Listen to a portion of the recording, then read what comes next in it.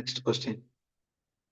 A horizontal bar supported by two suspended vertical wires, 240 mm apart, fixed to the rigid support. Okay.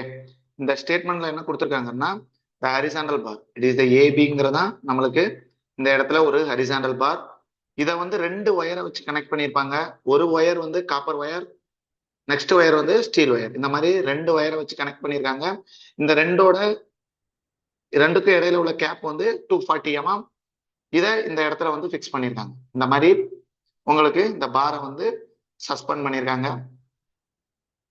Then a load W is attached to the bar. Load வந்து apply பண்றாங்க. Okay. The left hand side wire is the copper with a diameter of 5 mm and right hand side wire is the steel of 3 mm diameter. Okay. அப்ப காப்பரோட diameter அப்படிங்கிறது 5 mm. So diameter of the copper is 5 mm and diameter of the steel is 3 mm. Okay. Next, the length of the both wire are 4 meter initially. Initial length is 4 meter. Okay. Next, find the position of the weight on the bar relative to the copper wire so that both wires extended by the same amount. என்ன கேக்குறாங்க அப்படின்னா இந்த வெயிட்டோட position வந்து relative to the copper wire வந்து என்ன, அதாவது இந்த எக்ஸோட வேல்யூ வந்து என்ன அப்படிங்கிற மாதிரி கொஸ்டின் வந்து கேட்கறாங்க. இந்த இடத்துல எந்த இடத்துலயும் வந்து நம்மளுக்கு ஃபிகர் அப்படிங்கிறது வந்து சொல்லல. ஓகே. உங்களுக்கு டைரக்டாவே உங்களுக்கு கொஸ்டின் தான், கொஸ்டின்ல இருந்து ஃபிகரே நம்ம வரையற மாதிரி தான் இருக்கும். இந்த கொஸ்டின்ல நீங்க கிளியரா பாத்தீங்கன்னா ஒரு ஹரிசாண்டல் பார் இருக்கு, அது வந்து ரெண்டு வயரை வச்சு சப்போர்ட் பண்றோம், மேல வந்து பிக்ஸ் பண்ணிருக்காங்க. அது ரெண்டுக்கும் இடையில கேப் வந்து 240 mm கேப். அதுக்கடுத்து லோடு W வந்து நம்ம அப்ளை பண்றோம். அது என்ன பொசிஷன்ல வந்து நம்ம வந்து அப்ளை பண்ணா ரெண்டோட டிஃப்ளெக்ஷன், ரெண்டோட எக்ஸ்டென்ஷனும் சேமா இருக்கும் அப்படிங்கிற மாதிரி கொஸ்டின் வந்து கேட்டிருக்காங்க.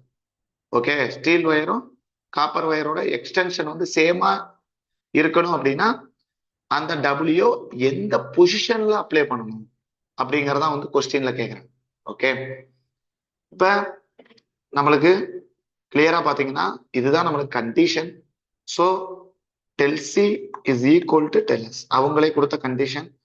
So RC LC divided by AC EC RS LS divided by AS AS. That is length is same. Okay. So reaction of RS divided by RC. இந்த AS இதுகளெல்லாம் அங்க வச்சுக்கோங்க.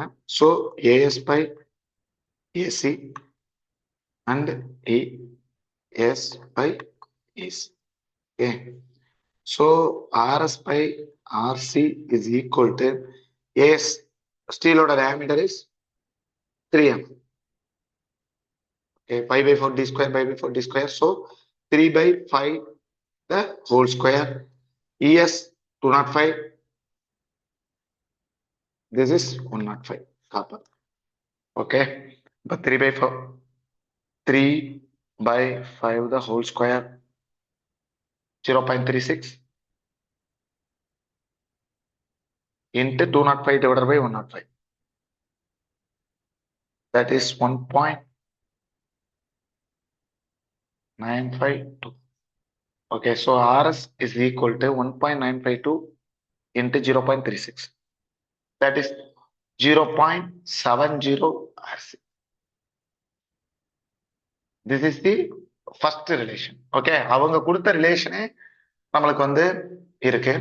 என்னன்னா உங்களுக்கு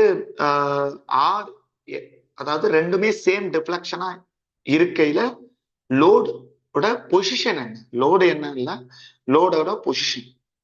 ஓகே, லோடோட பொசிஷன் என்ன. ஓகே, எந்த பொசிஷன்ல அப்ளை பண்ணா ரெண்டுமே சேம் டிஃப்ளெக்ஷனா இருக்கும் அப்படிங்கிறது இஸ் த ஃபர்ஸ்ட் ஈக்குவேஷன். ரெண்டாவது ஈக்குவேஷன் பொசிஷன் வேணும் அப்படின்னா, டிஸ்டன்ஸ் வேணும்னா கண்டிப்பா இது வந்து static equilibrium. So the net force along the any direction, along the y direction is 0. Net moment about any point is 0. Any point is 0. Okay, இந்த ரெண்டு ஈக்குவேஷனும் நம்மளுக்கு வேலிட். ஓகே, இப்ப இந்த இடத்துல வந்து பொசிஷன் கேட்டிருக்காங்க அப்படின்னா கண்டிப்பா பொசிஷன் ரிலேட் ஆகுறது வந்து மொமெண்ட்ல தான். ஓகே, ஏன்னா ஃபோர்ஸ் இன்டு டிஸ்டன்ஸ் தான் நம்மளுக்கு மொமெண்ட்ல வந்து வரும். ஸோ அந்த பொசிஷன் கால்குலேட் பண்ணணும்னா நம்ம மொமெண்ட் ஈக்குவேஷனை எடுக்கணும். சரியா? இப்ப எந்த பாயிண்ட எடுக்கலாம் அப்படின்னு பார்த்தா நம்மளுக்கு ஏங்கிற பாயிண்ட் எடுக்கலாம், பிங்கிற பாயிண்ட் எடுக்கலாம். இப்ப ஏங்கிற பாயிண்ட் எடுத்தா கூட நம்மளுக்கு இங்க ஒரு அன்னோன் வரும், இங்க ஒரு அன்னோன் வரும். ஓகே, இங்க ஒரு அன்னோன், இங்க ஒரு அன்னோன்ங்கிற மாதிரி நம்மளுக்கு கிடைக்கும். இப்ப ரெண்டு அன்னோன் வரும். ஆனா இப்ப பிங்கிற இது பிங்கிற பொசிஷன் எடுத்தாலும் நம்மளுக்கு ரெண்டு அன்னோன் வரும். ஆனா இந்த காப்பர் வயருங்கிற இந்த இடத்துல எடுத்தாலோ இல்ல ஸ்டீல் வயருங்கிற இந்த இடத்துல எடுத்தாலோ ஒரே ஒரு அன்னோன் மட்டும் தான் வரும். எப்படிங்கிறது கிளியரா சொல்றேன். ஓகே, இதை ஃப்ரீ பாடி டயக்ராமா வரைஞ்சா இப்படி இருக்கும். திஸ் இஸ் த ஏங்கிற point, this is P. So இதை கட் பண்ணோம்னா always upper side. This is RC, this is RS. Okay, W இங்க நம்ம அப்ளை பண்றோம். இதோட டிஸ்டன்ஸ் வந்து நம்மளுக்கு எக்ஸ். எங்க இருந்துன்னா எக்ஸ் சில இருந்து தான் கேட்கறாங்க. அப்ப இதை தான் செக்ஷனா நம்ம எடுத்துக்கலாம். இந்த பாயிண்ட் வந்து ஓ அப்படிங்கிற மாதிரி எடுத்தா the net moment about ஓங்கிற பாயிண்ட் 0 அப்படின்னு எடுத்தாதான் வித் ரெஸ்பெக்ட் டு ஓங்கிற பாயிண்ட் கிடைக்கும். இப்ப என்ன கிடைக்கும்? ஆர்சி வித் ரெஸ்பெக்ட் டு ஓங்கிற பாயிண்ட் வந்து 0.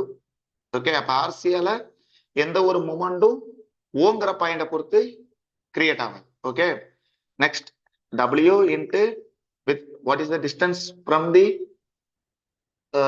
ஓ அப்படிங்கிறது எக்ஸ் இஸ் ஈக்குவல் டு, ஏன்னா this is the clockwise direction, anti-clockwise direction.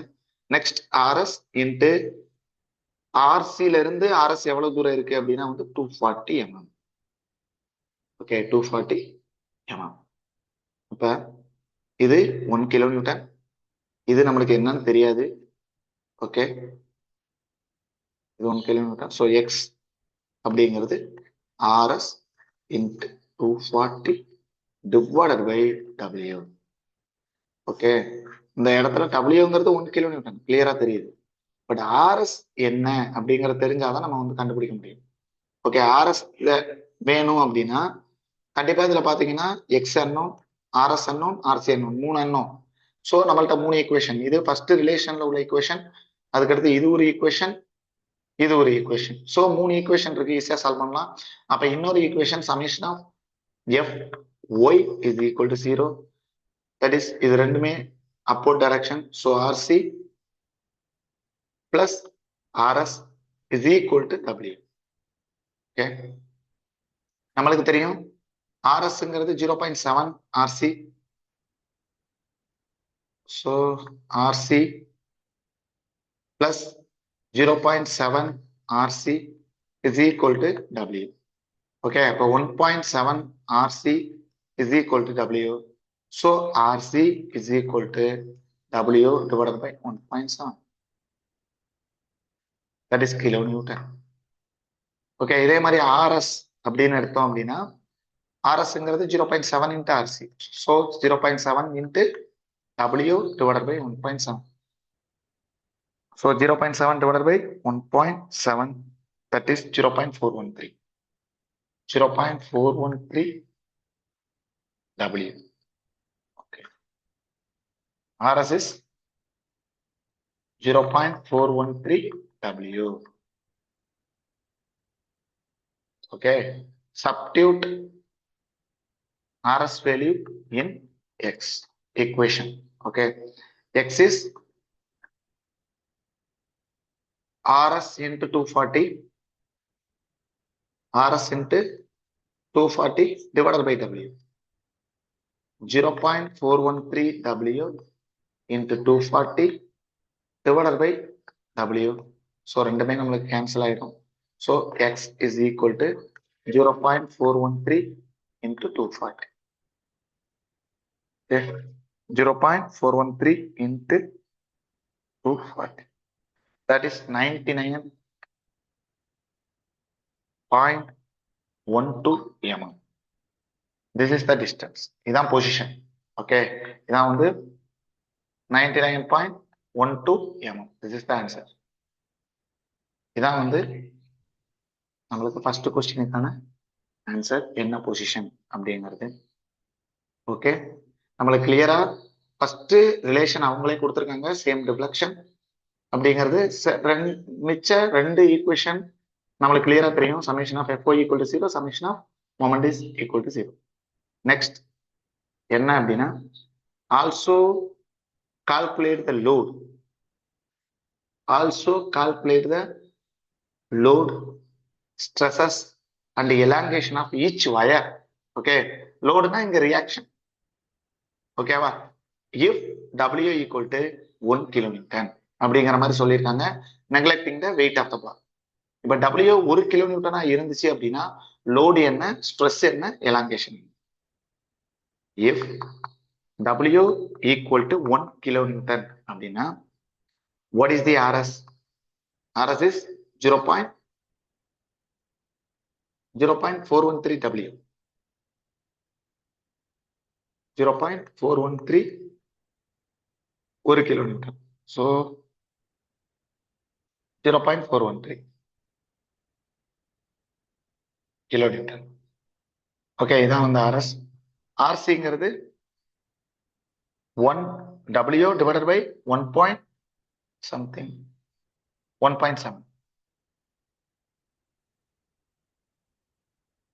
that is 1.7, 0.588 kilonewton. Okay, இதான் வந்து லோடு. இது ஸ்டீல் வயர்ல டெவலப் ஆகிற லோட், இதுல இது வந்து காப்பர் வயர்ல அப்ளை ஆகிற லோட். ஓகே, இதை வந்து நம்ம ரியாக்ஷன்ங்கிற மாதிரி சொல்லிக்கிறோம். இதான் லோட். நெக்ஸ்ட் இது வந்து லோட். Next stress. ஸ்ட்ரெஸ் நம்மளுக்கு தெரியும், stress is equal to load divided by reaction divided internal reaction divided by area. Okay, that is reaction is 0.413 into 10 power 3 divided by pi by 4 d square, that is 3 square. ஒன்னு 3 mm, இன்னொன்னு 5 mm. that is RC divided by AC is equal to 0.588 into 10 power 3 pi by 4 into 5 square. That is 0.588 divided by pi by 4 into 5 square. That is 29.96 megapascal. அது 0.413 0.785 into 3 square.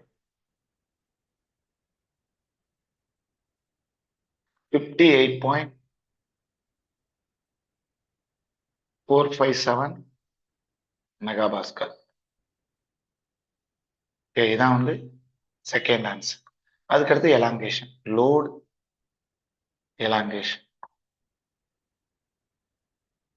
elongation. So tell S. So sigma S LS divided by ES. Sigma S is 58.45 into the length of the length is same 4 meter. So 4000 mm.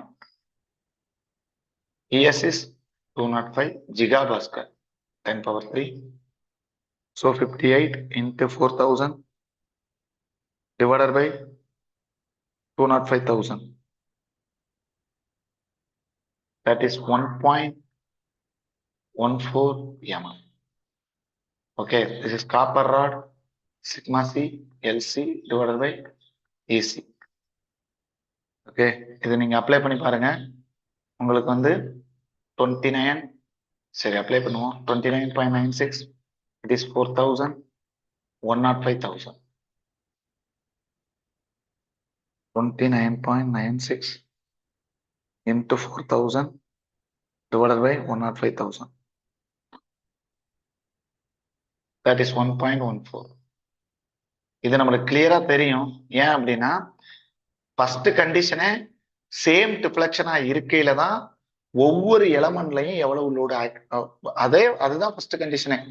Same டிஃப்ளெக்ஷனா இருக்கையில அது எந்த பொசிஷன்ல load apply பண்ணணும், எவ்வளவு load apply ஆகுது, எவ்வளவு stress develop ஆகுது, எவ்வளவு எலாங்கேஷன் டெவலப் ஆகுது அப்படிங்கிற மாதிரி உள்ளதுதான் கொஸ்டினே. லாஸ்டா எலாங்கேஷன் கேட்டா ஏதாவது ஒரு வயரோட எலாங்கேஷன் இருந்தாலே போதும், நம்மளுக்கு அந்த வயரோட எலாங்கேஷன் தான் இன்னொரு வயரோட எலாங்கேஷன். Okay, thank you.